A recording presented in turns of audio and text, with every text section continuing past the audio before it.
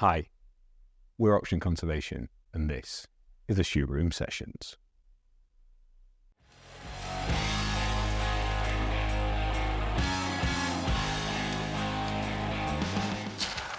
That's one of the nicest things that's changed about business in the last 10 years, is the sort of acceptance of normality and authenticity. Yeah, I think so. I mean, I think the pandemic brought a lot of that about.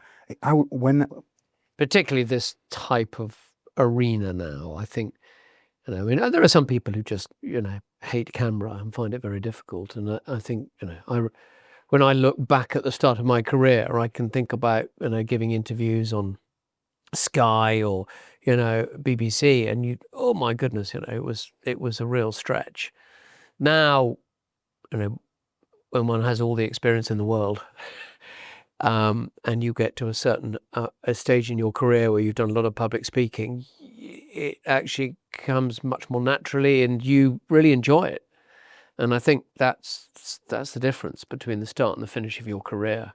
So that's a beautiful segue, Paddy. Can you take us back to the start of that career? Where did it start for you?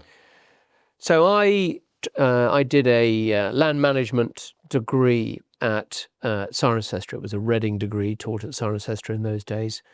And I had a brother who was in land management, an older brother. And we'd all been, as a family, brought up in the country, and I felt that was what I wanted to pursue. Our father had been in the Navy, so actually, strangely, it was very different to what he had done. But I felt that was sort of the connection to my roots. And off the back of that, I got some work experience with Knight Frank as I went through Cirencester. Thought I'd better get some work experience. Little did I know at the time, they were the only firm who wouldn't give you a job unless you've done work experience. So that was my luck. And off the back of that 1 week work experience, I was offered a job at Knight Frank, but not in land management, to be an agent in London, working in their country house team. And whereabouts did you grow up? I grew up in Hampshire. In Hampshire. I grew up in Hampshire. Because my father was in the Navy, we were never that far from Portsmouth, even though he moved around and went all around the world. And did you enjoy your time at college? Yeah, I loved it. And when you weren't obviously studiously studying away, what was fun? I think that the fact that you were studying what you had a real passion for, or you believed you had a passion for, and you were surrounded by people who had that shared passion, and you were meeting new people who you could connect with very easily. And I think my love of the countryside has never left me. We live out of London. I spend a week in London, but we live out of London, and I still love all things about the country. But yes, I think they were happy days, very happy days. So Monday to Friday in London, Friday to Monday in the countryside. Yes, yeah, no, that's pretty well. I mean, sometimes travel interferes, so I might be coming back on a Saturday morning, or I might be leaving on a Sunday evening. I obviously in my career have done different things at Knight Frank, and I've been at Knight Frank, this is my 36th year, so quite a rarity in today's world, although not a rarity for Knight Frank, because we pride ourselves on having one of the lowest attrition rates in the industry, because we can give people a very exciting career. People do move around the firm. They can do residential, they can do commercial. It's whatever boundaries they want to push. We will try and accommodate that. They can have some experience abroad, and I completely, by accident in many ways. I was working in the country department. I did my qualifications, my final exams to become an RICS surveyor 2 years in, and to Knight Frank. And then I was meant to come back to London because I did a stint in Hungerford for that experience. Was meant to come back to London, and they said, we need you to go to Marbella, maybe 2 months, maybe 6 months. And we'd opened a business there. It was at the depth of the crisis. It had not been a success, and they needed me to go over there as a young, freshly qualified surveyor to just give them a different opinion on what was going on in the market, and is that a market we were going to stick with or not. It was the first residential office we'd opened. Can you remember your feeling when they said that was an opportunity that was coming your way? I think I was slightly unnerved by it, inevitably, because I'd never worked abroad. But very quickly, and the partner who was running the office sort of came to see me later that afternoon after the partner in charge of London had been to see me to ask me to do this, and said, "Look, Paddy, you're mad if you don't do it. You know, 6 months if it turns out to be 6 months, and what an amazing experience." And I'd already come to that conclusion myself, that I had nothing to lose. And I think I've always gone through my career with that attitude. Very rarely have I ever had anything to lose and a huge amount to gain. So I agreed to it, of course, and within 2 weeks I was on my way to Marbella. Never been there. Rented a car. They rented a flat for me, and I immersed myself in a different world, and got the results to my qualification while I was down there. Actually, I remember that, and thinking, well, that's a relief, and absolutely loved it. You know, the market was so tough that actually there was huge opportunity. And that's one of the things I learned very quickly. That's what I was going to ask. In my career. Did you know that a tough market would present an opportunity, or it was learned during that period? So it sounds like that was a realization. A combination of the two. I knew I knew it was going to be a steep learning curve, but I always felt that safe reassurance of a fallback if it went wrong or I didn't enjoy it and wanted to change. But I've never been somebody who changes that easily. I adapt to change, but if I'm focused on something and I want to achieve it, I generally am pleased to say I have. Where do you think that adaptability comes from? I think to some degree it's inherited, and it's down to your upbringing, I think. I'm one of 4 children. I'm the youngest, and I had to be pretty adaptable as the youngest in the family. I had a father who'd been very adaptable in the Navy, and he'd moved all around the world.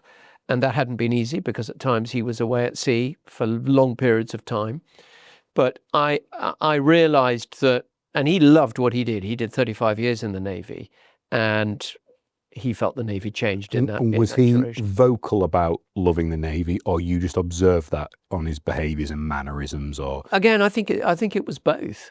You know, I spent time with him. One of his jobs was down in Portland, and he commanded the naval base down there, and was in charge of sea training. And you know, I used to occasionally get to go out, mainly on Royal Fleet auxiliary boats, but and I loved it. But I could see that he was really loving it, really enjoyed it. And did you think about that career path yourself? I did, until I was about 14, probably. And then I had a chat to him and said that I was thinking maybe I didn't actually want to be away for long periods of time later in life necessarily, even though I've spent a lot of my career traveling. But I've never been away for sort of 6 months at a time. And I don't know why, but I think my love of the country began to take over. And he said, look, the Navy's changed. It's not as it was when I joined it. And he said, in many ways, I think you're right. So don't feel because of me, you need to do it. Sounds like he was a great source of wisdom. He was an engineer by training, and he was a captain in the Navy. You know, he achieved a very good level as an engineer, and I was always very proud of him. And I think pride in what you do, pride of what you achieve, pride in your family, pride in how you look after your clients has always been a big part of what has driven me.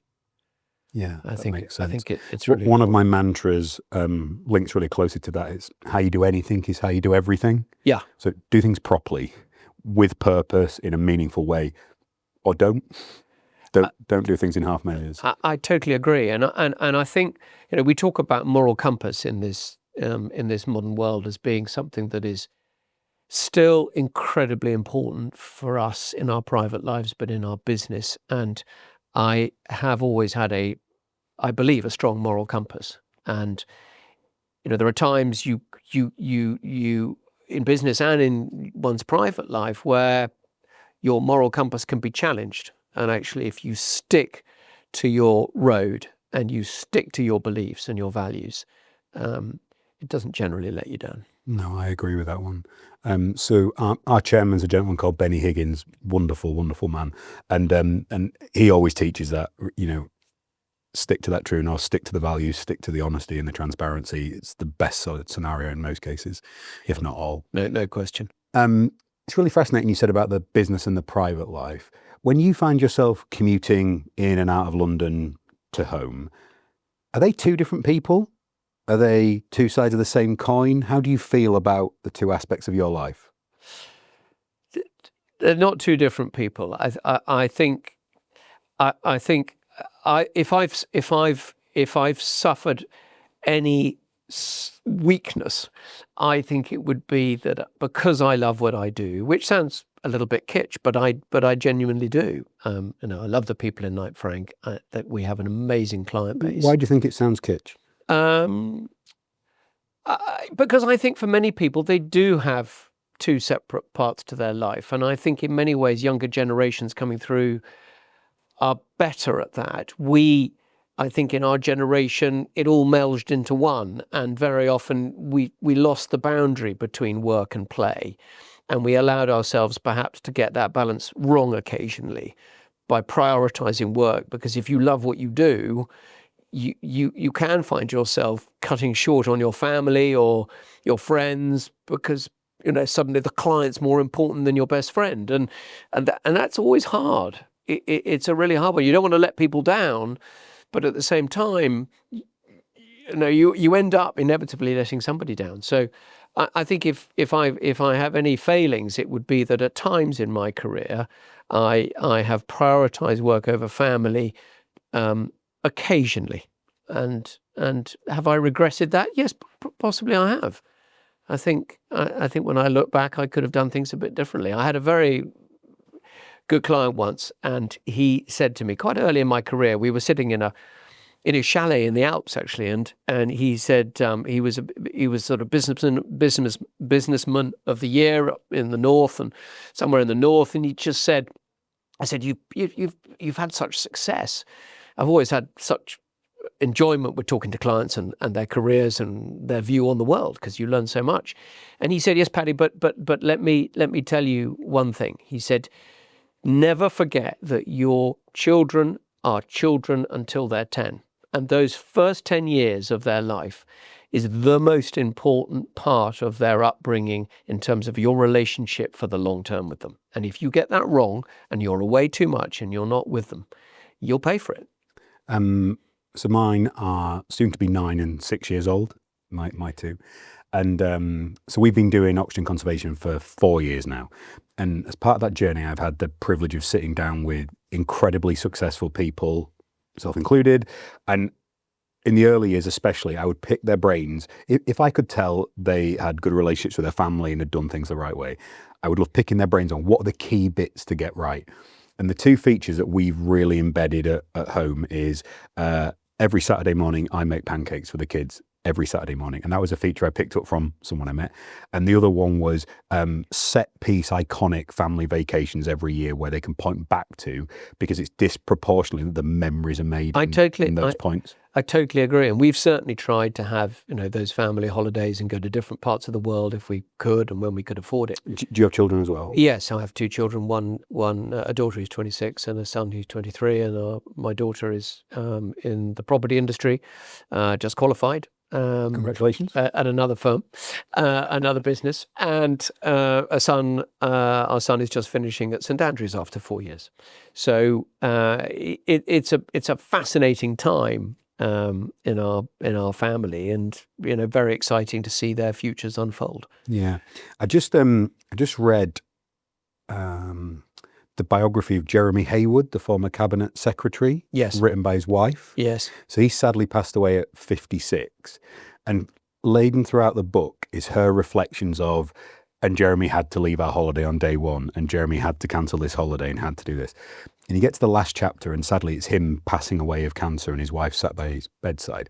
And it's the first time I've ever cried reading a book. And I sat there on the sofa on Sunday evening, holding my wife's hand, reading this book, going, the choices he made, I wonder if he'd have made the same ones. So I actually wrote to his wife and said, this book is incredible. Thank you so much for putting this down. I can only imagine how proud he must have been of the person you've captured on paper. And I asked the question about how he felt about the time and things.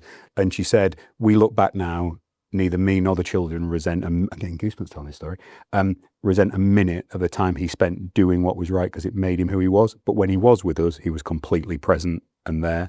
And I just thought that was, so Suzanne, amazing book. Thank you for writing it. It was incredible. So yeah, lessons learned, right? The thing about the personal and work life, maybe I've got a really old fashioned view on this. I don't think they should be separate. I think if you found the thing, and I just wrote a piece that's been released today, I think, called Peripheral to Passion. So everyone says, oh, follow your passion. But if your passion's football, there's only so many people that can be a professional footballer. But you could be incredibly successful working in the periphery of that. You could be a manager, you could be an agent, you could build stadiums. So you can be around your passion. You know, you're not laying bricks, but you are working around incredible properties, right? I'm not labouring the point. I just think that it's important that one realises in this frenetic world that one must just get the right balance or a better balance. And there isn't a perfect balance, but there are times where you're running a bit thin on one side and you need to need to work a little bit harder. Yeah, I have a sign in my gym at home that reads "Happy Wife, Happy Life." Yeah, as the checkpoint to make sure that's right. Yeah. We dove into me. Well, I'm incredibly lucky in that regard because I've got a very, very supportive wife, and she grew up in property, and so she understands it and actually quite enjoys it. But I'm very lucky in that sense. When in your story did your wife appear? When I came to Knight Frank, actually, we met at Knight Frank. We married in 1995. We've been married for 30 years this year. Congratulations. Thank you very much. And 30 very happy years. What's the secret of making that work, including the whole range of international travel that you do? And well, I think it was no doubt. I had a kickstart on it in so much as she enjoyed property and she enjoys all things around property. So I try not to be completely obsessed about it at home, but inevitably there is overspill, and she's quite intrigued by that. And she worked, she became an associate partner at Knight Frank, and then when we had our second one, our son, she actually stopped working to bring up the family, and because I was travelling a lot at that stage, it was we felt it was really important to have that continuity for them. We made the same decision, and she's been an amazing support. She's been an amazing support, but there are times where she said you need to try a bit harder, and wives have a way of giving advice that you realised, I need to take this bit. Yeah. Okay, so tell us about the day job now. Bring that to life for people. So I am joint head of our private office, which is just such a cool title, right? Well, you're very kind. You're very kind. I run it with a man called Tom Van Strabenzi, who's an amazing man, and we complement each other extremely well. Which I think in any business, if you've got a joint head of something, not always easy to have a joint head, but actually if you complement each other very well. And did you know each other before the role? Our roles have slightly changed around private office, but Tom joined the firm about 7 years ago with another a partner he had in a businessman called Rory Penn, and they joined together to work with me and do the private office, and they were co-heads and I was chairman of it, in inverted commas.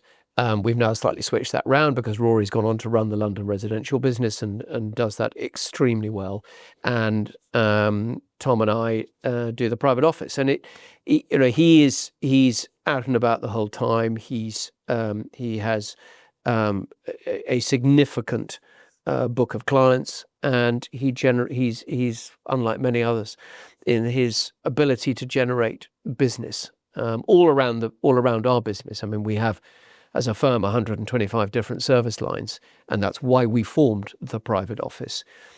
Coming back to your question, we realised that 6-7 years ago, we had this incredible database we'd been building over 40 years, many of whom were ultra high net worth clients. It seems to be the sort of accepted term, but global clients who have property. It's a relatively new term, isn't it? It is a relatively new term, and it's a wealth is a difficult subject in many ways. But to me, they are global clients with multiple interests around the world, and that can be residential or commercial. And what we weren't doing is we weren't joining up the dots of what we were able to offer them in terms of property services, because we're a property business. We've always stuck to that. We haven't divested from that in any way, diverged from that. So we wanted to look after those clients better, connect the dots, make sure we were offering them the services that were relevant to them. We never assume they're going to do all their property business with us, but at least we were able to offer them the full extent of our services and build closer relationships and longer term. And our belief at Knight Frank has always been acting in the best interests of client, but making sure that we're building long-term relationships with our clients. And some of my clients I'm privileged, and I regard it as a privilege, genuinely, to have worked with them for over 35 years, 30 years. I mean, full term of my tenure at Knight Frank. But so what do we do in private office? We look after this sector of our client base, and we service them in London, the sort of 10 million plus market, but also if they have a relation or that needs other help below 10 million, of course we'll do that. We'll connect in the right people, and then we also help them in any other market they want to be that we can help them. If we can't help them, we'll be very honest about it, and we'll try and find somebody who can help them.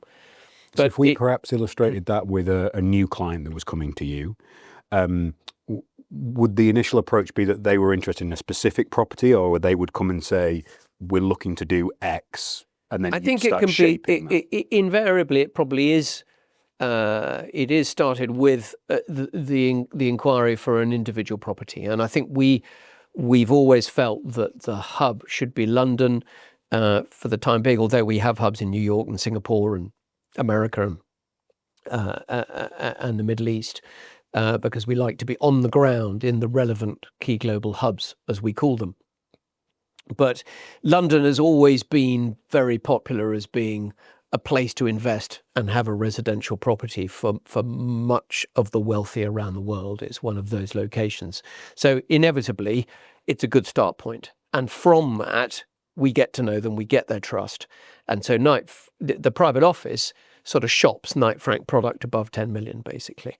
I actually had a friend with a client stroke great friend of mine who I was at school with this morning, and he says, so you're like a private shopper.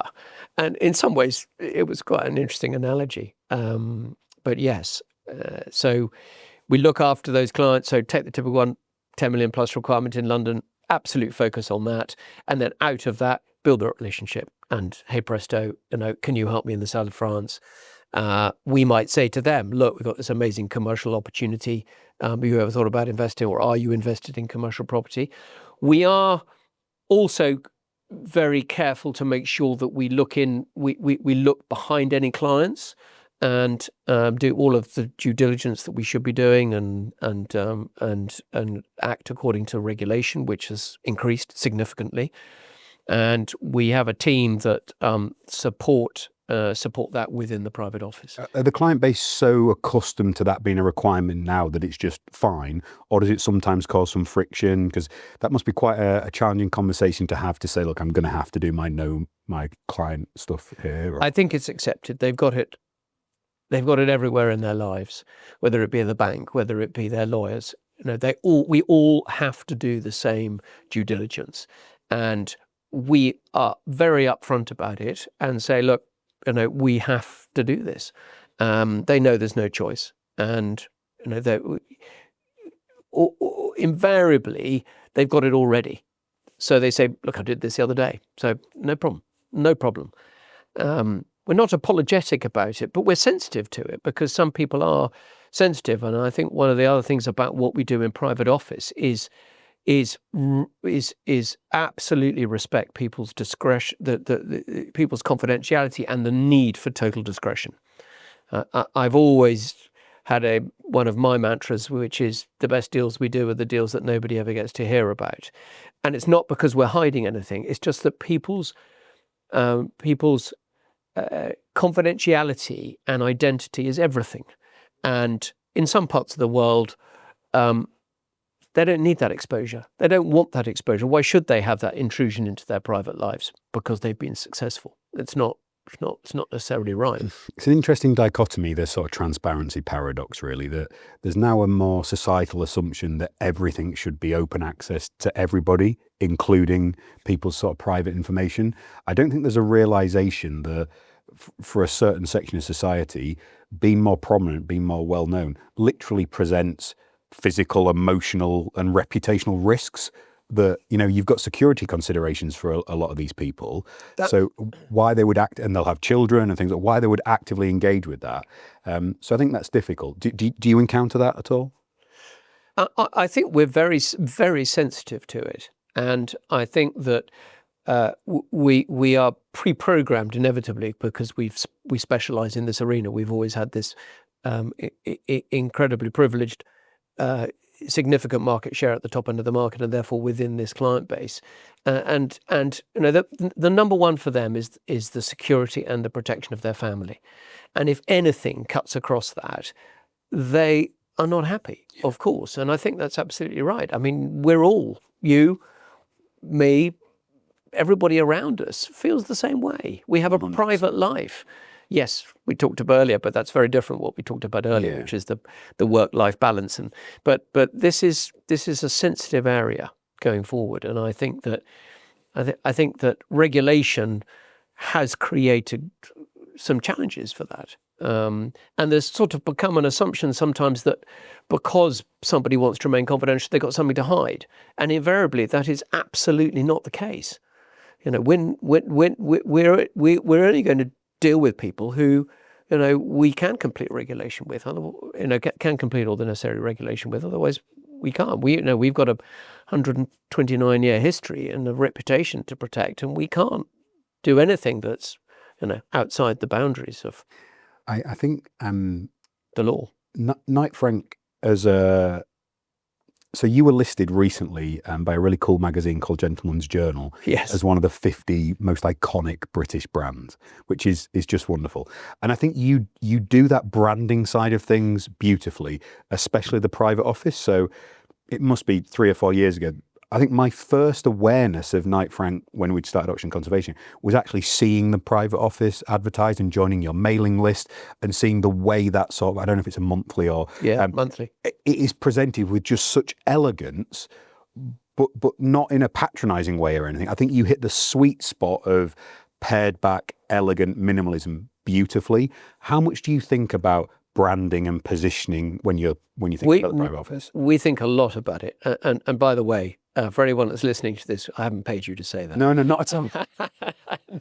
and I think that that is absolutely the balance we seek to strike. So there are many in the industry who might use the name private office, but there's a wealth of difference between the different levels of private office. And we have always sought to try and create our private office that is representative of our brand and every dimension of our brand. We're not arrogant. We're not, we are who we are. And we like to speak with confidence in what we do, and that has to be reflected in the brand, in my view, and everything that we do and say and we communicate with our clients.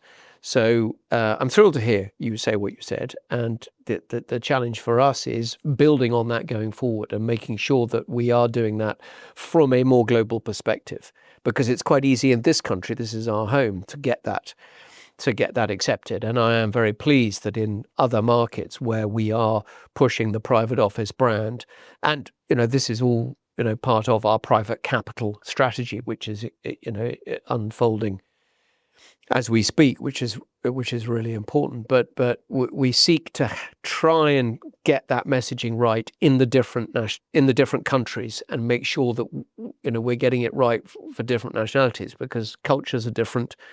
Messaging has to be different. One of our board members, incredible chap called Adam, he chairs a significant single family office. He talks about brand as a series of promises. And he's right. And he's right. What would some of your brand promises be? So if you were talking to a theoretical client, what do you hope they infer from the brand as promises you're making to them? What are some of those values? I think from a private office perspective, number one is that we absolutely value the client and the best interests of the client, and that they can trust us in everything that they do or they wish to do with us. Number two, which is very close to that, is obviously this issue of confidentiality. And then I think 3 and 4 follow on very closely, which is that we are going to offer them the best level of service we can in a very personal, bespoke way that that really accords with our values as a business, but most importantly connects with them and in the way in which they want it to operate. It's so easy to sit in a pitch with a client and talk at them about how brilliant Knight Frank is. But I say to so many people in our business, please ask them what their objectives are at the start of any conversation, at the start of any pitch. Because how on earth can you pitch Knight Frank until you know what really makes them tick and what is really important to them in terms of the service that they want from us? And it's such an easy trap to fall into, but it's so important. And then that comes on to communication. And there's so much of our business and the strength of our business is in good communication. I always remember being taught, I learn very little when I speak. I learn a lot when I listen. Yeah, they always say what the eye doesn't see, the mind doesn't worry about. I say what the ear doesn't hear, the mouth doesn't blurt out, Yeah. which is the thing of confidentiality. But equally, you've got 2 ears, 1 mouth.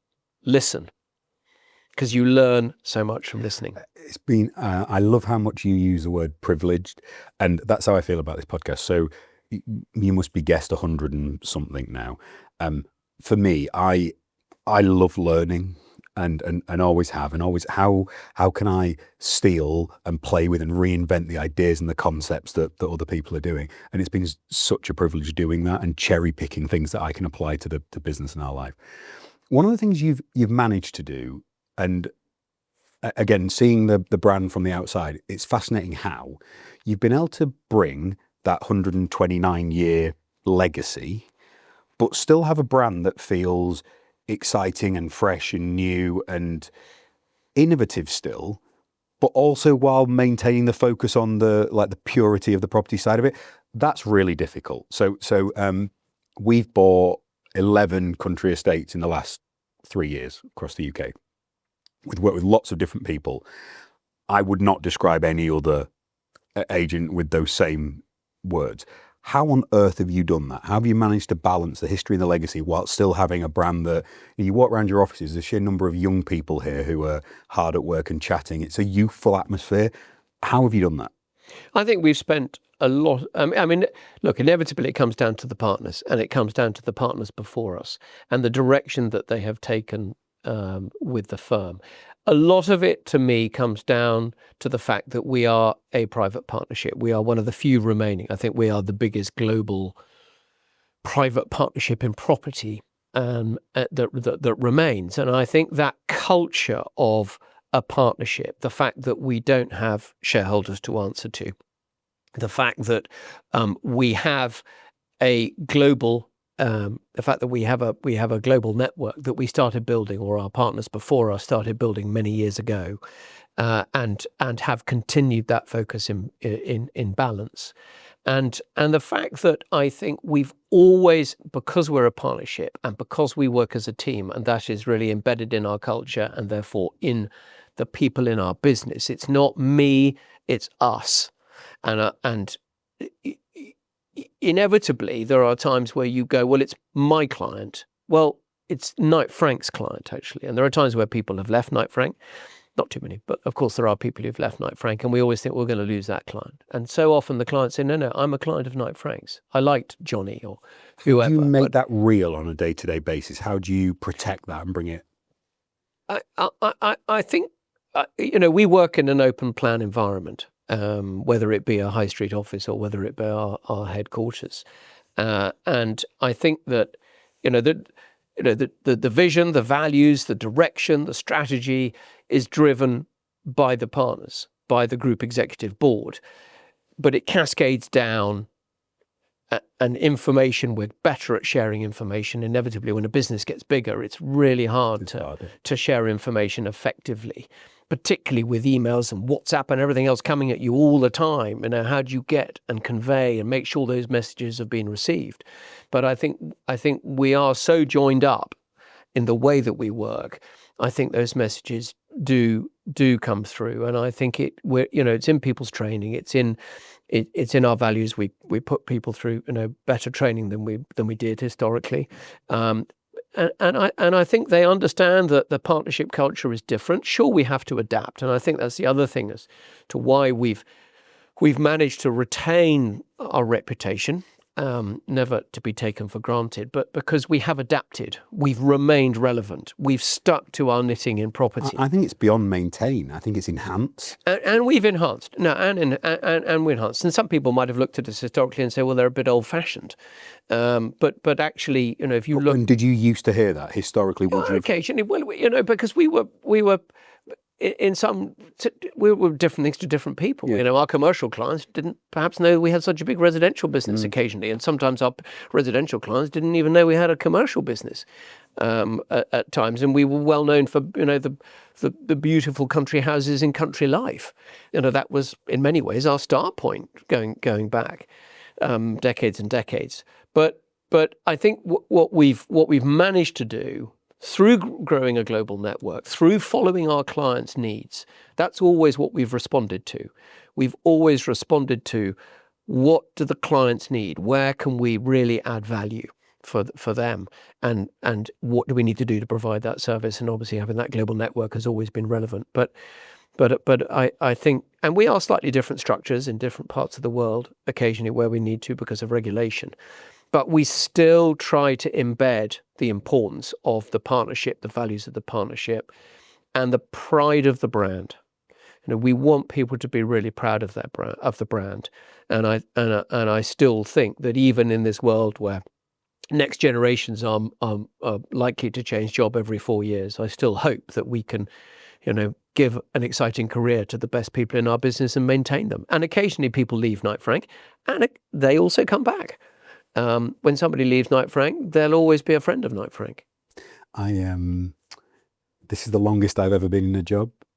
So I'm 41 years old. Sadly, I'll be 42 next week. 4 years at Auction Conservation is the longest I've done one thing for. You're enjoying it. You've got lots more to do. Can you help people understand when property is referred to as super prime property, what do people mean? I think within the industry, and it's so important that we do check ourselves because we talk about things within the industry and it becomes jargon. It's why language is can be such a barrier to a good conversation. It can be, and I've never, the expression that particularly with my experience in the international business is lost in translation. Yeah. So often it's and I learned a hard lesson in the early days with a particular nationality where I got it wrong. I didn't understand the cultural difference. And if I had stood back, and I was making, to me, the right recommendations for the right reason, but I was totally unintentionally, questioning their decision making. And were you working through a translator in this scenario, or were you working in English? Interesting. I was working with an English representative, and so there was a degree of interpretation that on needed that to occur. Specific point, we are regularly asked to go work in international geographies with Auction and Conservation. We haven't at the moment. All our land is in the UK. I do think about expansion. The US is a target area for me because of my passion. So I played American football for Great Britain out in the US, random story, and learned to love everything American culture because of that. I do worry about the prospect of buying land in a foreign language with a different set of laws and customs and cultural nuances, because everything you described about working with a client, when we're acquiring land, we're in that relationship and we have to be respectful and courteous and discreet and patient with every one of those 12 transactions were unique and strange and unusual in all their own different ways. If you throw in another language, and so I'm a data guy, I'm not a linguist, so you throw another language and a whole series of social norms into that can only be a nightmare. It's true, but you make a very important point about brand, is that and that's one of the reasons that we managed to look after clients for so long and in so many different locations, because if our brand is present in that market, it gives people great confidence. There are many times where people have seen an ad in the FT and they've rung me and said, I've seen this property you're advertising. Tell me more about it. And by the way, I wouldn't have rung and inquired about this property if it hadn't been under your brand. So it gives a real confidence, and that's such a lovely comment to hear. We're moving a little bit away back from the ultra high net worth definition. We'll go back. But it makes a very valid point about the brand. But coming back to your original question, about super prime, the super prime or sort of stroke ultra high net worth. The super prime is sort of over $10 million. That's the accepted definition in the industry, and why is it such a benchmark? And I think it's a benchmark around the world, and it's accepted, and very often it's created by research. We spend a huge amount on research. Has the investment in research always been as strong as it is now? No, I mean, if not going back a long way, certainly not. But I think we started investing in building, our own research team, decades, probably two decades. Do you remember that conversation happening? Well, I remember Liam and I actually were first involved in creating the first edition of the Wealth Report, which is now in its 19th year, and that was the first time we'd created a publication. Brilliant. It was his brainchild, and it was brilliant because it was the first time that we had really produced a global document that was of immense value to clients, and it tracked the market. It told the clients how their property had fared in whichever market they were, whether they had a property in London or they had a place in Miami or a place in, Dubai now seems to be more relevant and more on current people's lips than it was, and whether it's Hong Kong or Singapore. So you think of all the global hubs, and actually that helped us open conversations with clients. So not only was it giving clients a better perspective of our ability and giving them the benefit of our data free of charge effectively, but it was creating that continued connection.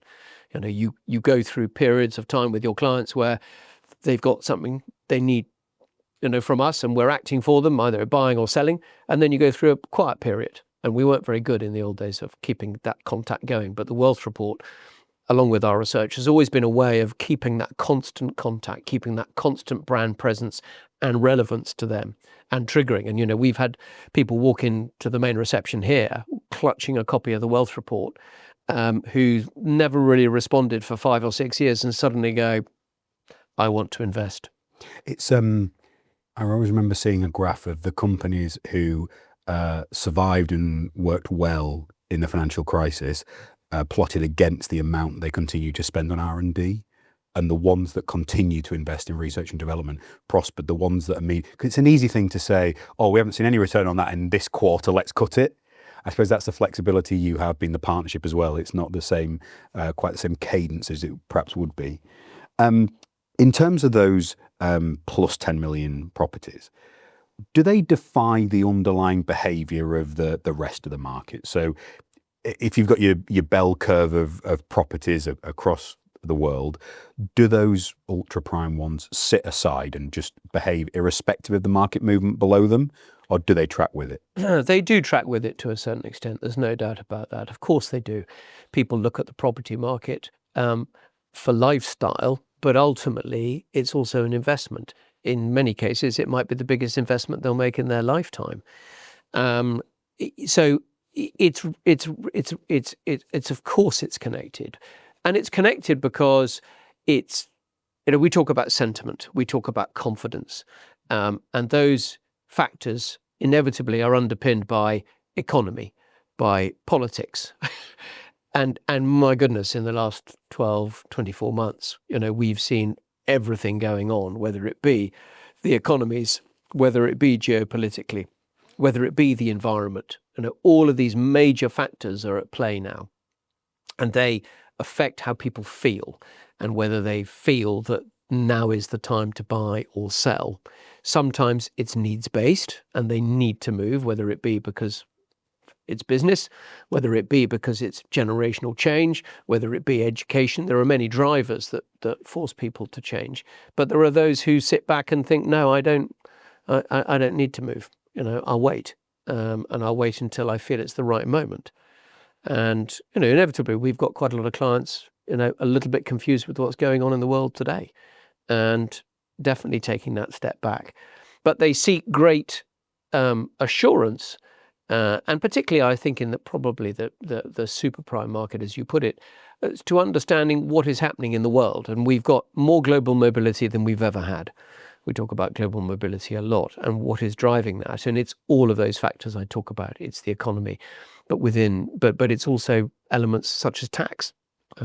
Tax is driving people's decision making. So you mentioned Dubai a moment ago. I have a lot of friends who are debating that very decision at the minute. I've had some that have been out and visited with a view of moving. Why are we seeing that push? And are you seeing people looking in that part of the world now as opposed to 100%? I mean, if you look at the 10 million plus market back in 2020, I think, if my stats are right, my dates, I think there were 30 deals in 2020 above 10 million in Dubai. Last year there were over 400. Wow. And it was number one in the world. London at that time, or over the last 5 years, I think in 2023, it was 300 plus deals over 10 million. And now, London is number 3, I think. So it's Dubai, New York, London. So the world has changed, and that global mobility, which is so much more possible than it was. I mean, Dubai is a very mature market. I was there last week for a conference. It's extraordinary the amount of building that's still going on, and it's extraordinary the number of different nationalities that are based there. There's very often talk about a particular nationality dominating the market. But actually, when you look at Dubai, it's underpinned by many different nationalities. So it's maturing. It's still maturing. That's what I was about to say. It sounds like that market is only just beginning to mature, and there's a long way to go with it, potentially. Tax isn't the only decision that drives people. They've got to believe that they can live there. Their family can be happy, that the schooling can be right, that the infrastructure is good, the medical services are good, the connectivity is good. Transport's hugely important, and it's certainly facilitated global mobility. If I think back in my career, how that has changed, I mean, just extraordinary. And sitting in Dubai and waiting to get on the plane, I just looked at the departures board. I mean, every location you can think of, there are flights from Dubai now. And because it's a travel hub in the world, and a lot of people stop and go through Dubai, but also it's just so many different nationalities. What does a year of travel look like for you on average? It's less than it was. It's less than it was because I used to be doing just international, really, and obviously now with private office, I'm rooted more in London than I ever was, but I still go to parts of Europe to see clients or look at particular properties occasionally, particularly in that sort of super prime sector. That's always where I've specialised. Certainly in more recent years, America I go, Middle East I go, and Asia. So generally, 1 or 2 trips a year to each of the main. So how many days a year do you think you'd travel? Oh gosh, I don't think probably more than, I don't know, how many days would it be last year? Maybe 20 to 30. Okay. But historically, that would have been more. And so I'm a calendar geek in terms of planning my time. Sadly, mine aren't as exotic as yours in terms of travel, but we have property from Cornwall to the Cairngorms, the Welsh coast to Norfolk. So we're all over the place. How do you approach planning your time? Do you work a week out, a month out? Are you 6 months ahead? How do you balance the planning of it? It's really hard. I try to be. The reason I love this stuff is no one talks about it. No, this is the thing that makes it work and function. I totally agree, and I think inevitably your diary, you have to have some control over your diary. And I've got a very good assistant in Tina. Who, how long has she been with you? 3 years, 2-3 years, and I've had some amazing people I've worked with who know my failings or my Hi, Louise. my inability to say no, which as an agent is endemic, unfortunately. But she's very good at planning my diary, taking time out to think and all the rest of it. But because of the environment we work in, we say we're available 24/7, and clients do have to in the working day, and occasionally outside that, come first. And so, we might have internal meetings. They sometimes will get pushed. Yep. But I'm very sensitive on that as well, that we don't let people in the business think that they're suddenly not that important. But in a difficult market, we all sort of understand clients have to come first, and you have to move in the moment because the market's become fiercely competitive. And if you don't move in the moment, you miss the opportunity, and you can very often miss a client. And it's the difference between ringing them back on the same day and waiting until the next morning. And that can be a really expensive mistake. How do you make that work? So I plan to some extent, to answer your question. I do look definitely 1 to 2 months. And funnily enough, I'd asked Tina to print off my calendar for 3 months ahead just last week so that I can look more evenly. But inevitably, we're taken by the clients. So I can plan my management meetings And just go. and the team meetings. So I try and stick to those as much as I can. And then I've got some other board meetings and various things. But in between, the clients, they just appear. And sometimes I can plan it 2 or 3 days out, and 2 or 3 weeks out, and maybe even a month out. But very invariably, it's less than a month, and sometimes it's days' notice. I went to see a client yesterday afternoon. I didn't know I was going to do that in the morning. What do you you're on the phone. So in life, there's an order to everything. So you can have if there's 10 really important things in front of you, you can only reach for one at any point in time. Yes. So you're on the phone to a really important client. The phone goes again from another equally very, very important client. My question is, how do you manage that spectrum of all they're all category 1 clients, right? How do you manage such a range of them? Look, I think managing expectation is really an important part of this. People generally respect the fact that you're on the phone to somebody else. You can't pick up the phone. Of course you can't. They know that you will if you can, and if you've built up that trust and relationship, they have come to expect a certain level of service. But they equally know that you're torn in different directions. So I think generally my rule is you must go back to people same day. That's sort of my golden rule. And if you can't, or you can't go back and respond quickly, tell them when you can. Tell them when you can, and ask them if it's urgent or not. And that's the beauty of WhatsApp and texting. It's not a substitute, but it's a very good way of quickly communicating. And sometimes, when I ring up a client in reverse, I will say to them generally or invariably, is it a good time to speak? Because so often a client will pick up the phone knowing it's you and they're happy to talk to you, but at the same time, it might not be a great time. And depending on the sort of conversation you want to have with them, you need to know whether or not they've got time or they're in the middle of something, because otherwise it may fall on deaf ears if they're actually embedded in something else. I love taking that point to check.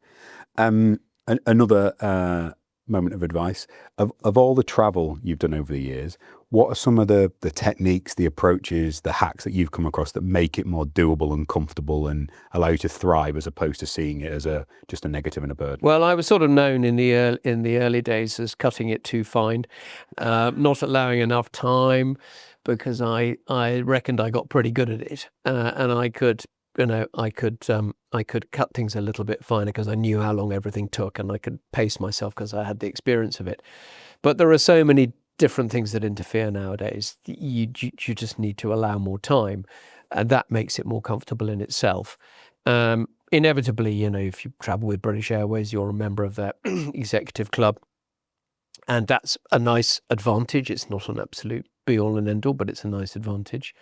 In terms of sort of traveling and which level you travel at, generally if it's a day flight and it's short haul, it's always economy If it's overnight and it's longer than 5 hours, I think our policy is you go business. And I've probably tried to save money in too many areas on that, because it's always sort of, to me, eroded the profit for the team.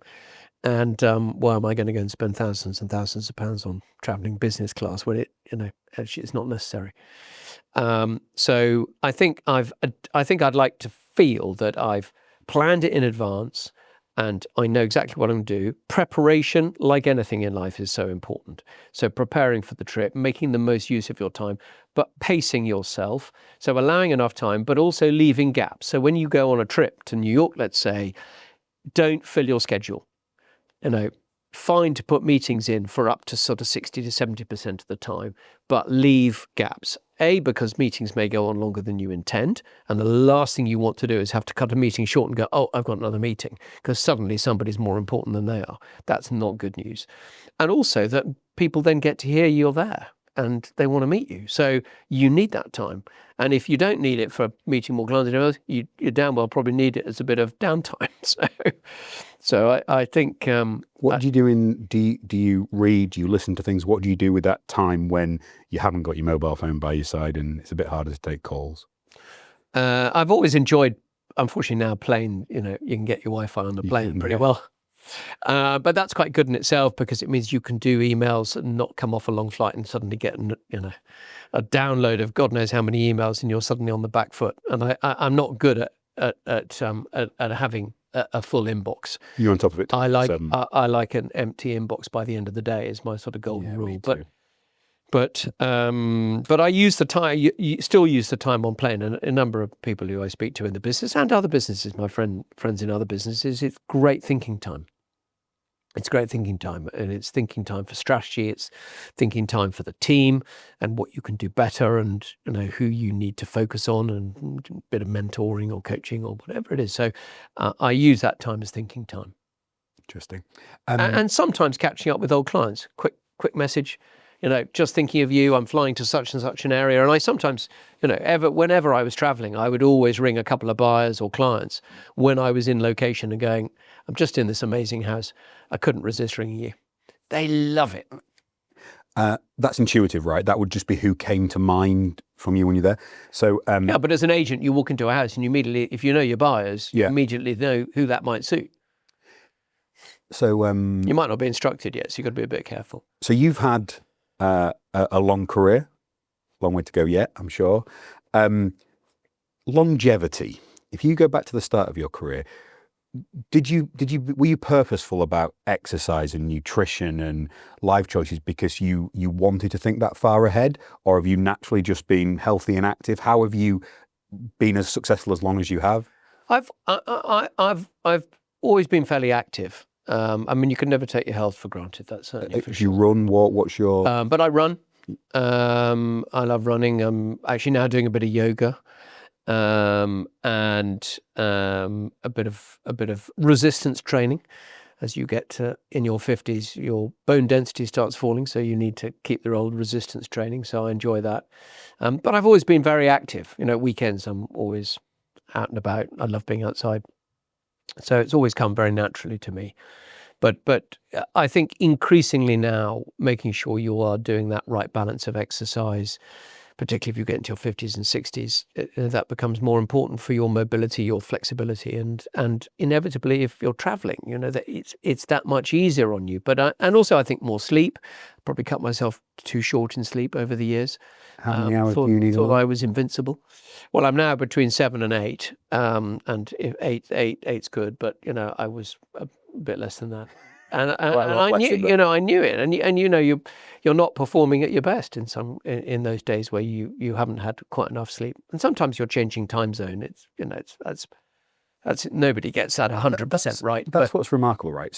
But I'm very conscious of it, and I did Knight Frank sent me on a course at London Business School, which was their sort of senior management course, which was brilliant. I learned so much, but the first lecture was on longevity. And it was fascinating. And it was really telling us how the younger generations may be working for up to 50 years of their lives, and how they will have job changes, and that we need to adapt as businesses and work with that. But also that people, because they're working longer, somebody in their 50s can also be an an exceptionally, good source of recruits.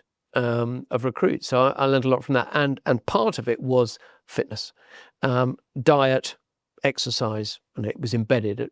If you want to be successful as a business, you have to make this absolutely part and parcel of the strategy. What are you excited about moving forward? I'm excited about the direction of the firm. I mean, the markets are tough, but I think we're very well set within the market as it is today. We have, an equally sized business in both commercial and residential. We are expanding globally, Australia and Middle East. The areas where within Asia, where we really need to be. We had our one of our international partners conference in Bangalore last year, and Wow. and that was a huge insight. I'd actually not been to India, shame to say, but going to India was incredible insight. The fact that their election last year, there were 190 million first-time voters. The total number of people who voted in America was 150-something million.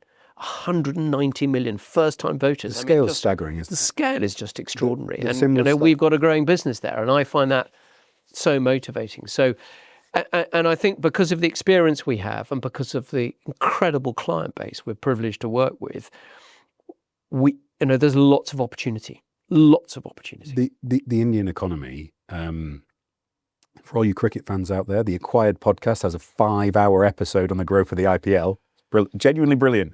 I tried to make the whole senior leadership team listen to this. Only about 2 of them did, but it's very good.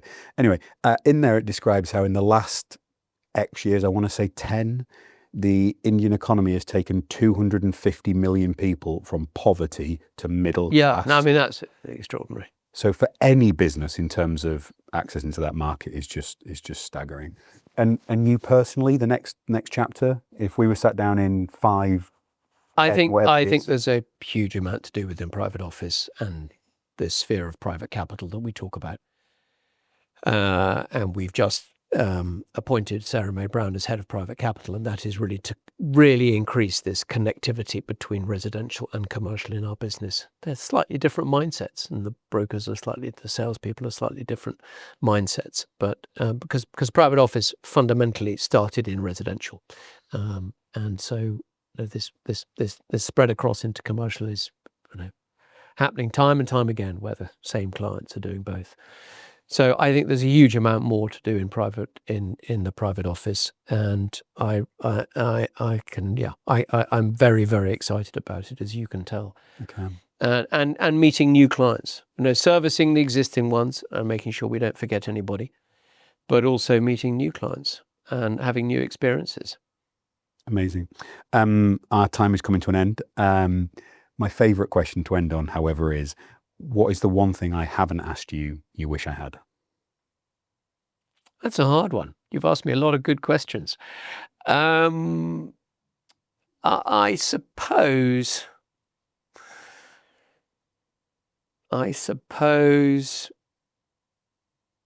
do I have any regrets? Would probably be the question that would come to my mind. And I can honestly say I have very few, if any, regrets. I've been incredibly lucky, and I have used the word privilege, and I use it intentionally. What does the word lucky mean? I've worked hard, and there are those who say through hard work comes luck, and I do subscribe to that. I do subscribe to that, because I think if you're on top of your game and you are going to some degree above and beyond, another slightly kitsch expression, but you're going above and beyond, whether it be with clients or in your day-to-day job, whatever you're doing, then you do create your own luck. And I think some people have lucky breaks, some people don't. But I think if you work hard and you work in a firm like Knight Frank, it's quite hard not to have a lucky break or two. Would be the way I would look at it. So yeah, I really don't have many regrets. I think you picked up earlier that probably if I'd spent a bit more time at home occasionally in the early days, that would have made things perhaps different, but not not hugely. Hindsight's 2020. Hindsight, Yeah. wonderful thing. Paddy, thank you so much for telling us the stories, sharing an insight into your world, and teaching me a few things I can adapt for our business as well. I've hugely enjoyed the time. Thank you. Pleasure. Thank you very much. Really enjoyed it.